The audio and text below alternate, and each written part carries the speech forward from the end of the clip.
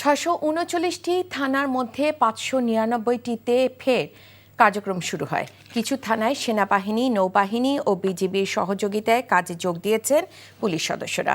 এতে স্বস্তি ফিরে এসেছে সাধারণ মানুষের মাঝে। বিস্তারিত জীবন আহমেদের ডেস্ক রিপোর্টে।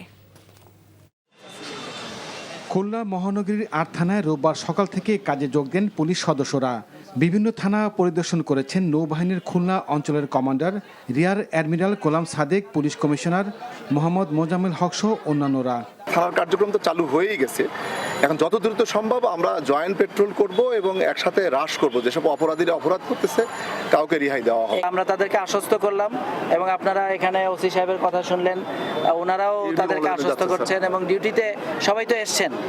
আসার পরে তাদের যখনই তারা মানে সিনিয়র অফিসার কাউকে দেখেন, তারা তাদের দাবি দেওয়াগুলো উত্থাপন করার চেষ্টা করেন। এটা খুবই স্বাভাবিক।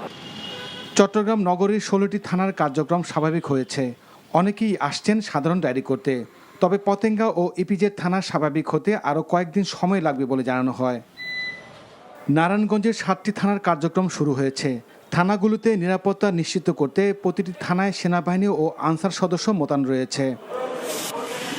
ময়মনসিংহ 13টি থানায় শুরু হয়েছে পুলিশি কার্যক্রম। সার্বিক সহযোগিতা করছে সেনাবাহিনী ও আনসার সদস্যরা।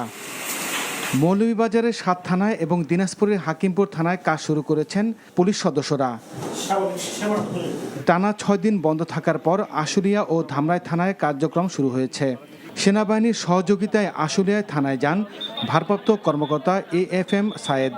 আগামী দিনগুলোতে আমাদের ছাত্রছাত্রী ভাই বোনদের নিয়ে আইন শৃঙ্খলা পরিস্থিতি যতটা দ্রুত সম্ভব